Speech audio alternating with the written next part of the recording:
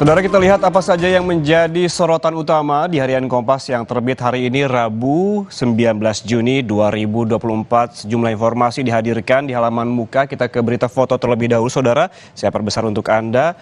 Ini ada keramaian dan juga keriuhan bagi Anda penggemar laga NBA. Ada bintang Boston Celtics, Jason Tatum, yang memegang trofi kejuaraan Larry O'Brien pada laga kelima final NBA 2024 pada Senin waktu setempat atau pada Selasa pagi waktu Indonesia Barat di TD Garden, Boston, Massachusetts, Amerika Serikat. Hal ini juga seiring dengan informasi yang dihadirkan di bagian bawah terkait dengan NBA, di mana bagi penggemar Celtics hari ini.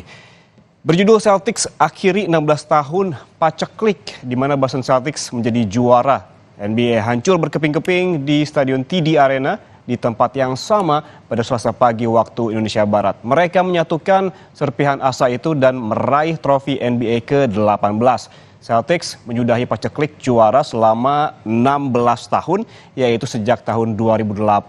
Di depan publik sendiri, Celtics mengukuhkan status sebagai tim tersukses sepanjang masa seusai menang atas Dallas Mavericks 106-88.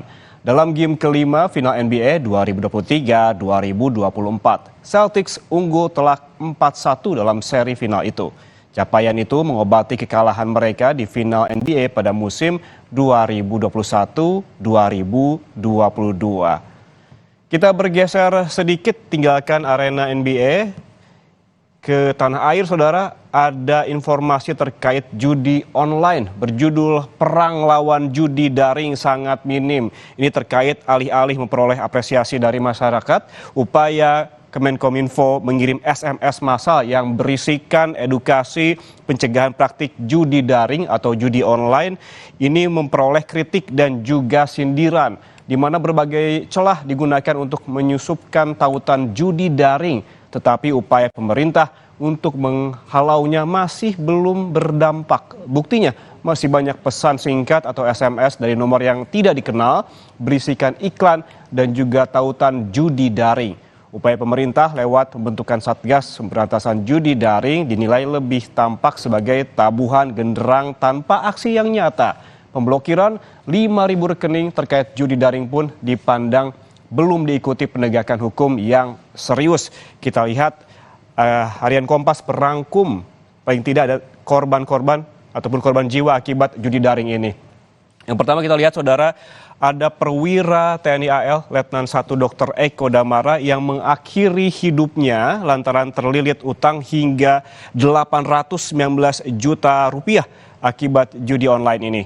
Kemudian ada juga prajurit 2 Prima Saleh Gea, ini anggota Batalion Kesehatan 1 Divisi Infanteri 1 Kostrad di Bogor.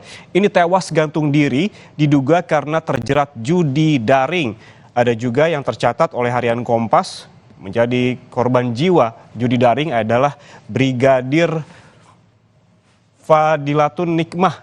Ini membakar suaminya yang juga seorang polisi, yakni Brigadir 1 Rian Dwi Wicaksono, karena kesal terhadap suaminya yang menghabiskan gajinya untuk judi daring. Kemudian apa saja sih yang dilakukan oleh pemerintah untuk menghilangkan ataupun memberantas judi daring ini?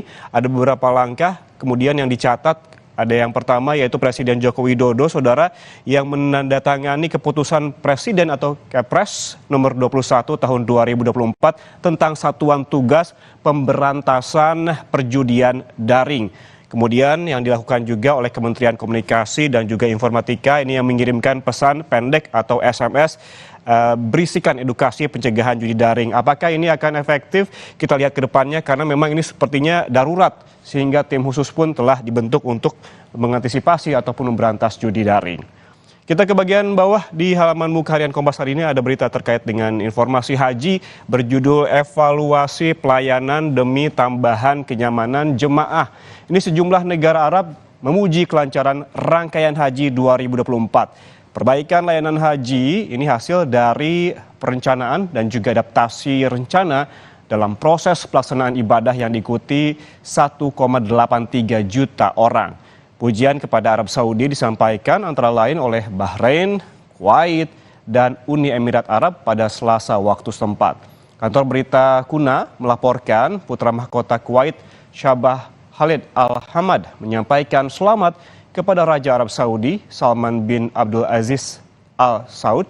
Ucapan serupa juga disampaikan para petinggi UEA dan juga Bahrain dan juga sejumlah negara lainnya. Informasi ini bisa Anda baca lebih lengkap saudara di harian Kompas yang terbit hari ini Rabu 19 Juni 2024 dan juga Anda bisa membacanya secara daring di kompas.id.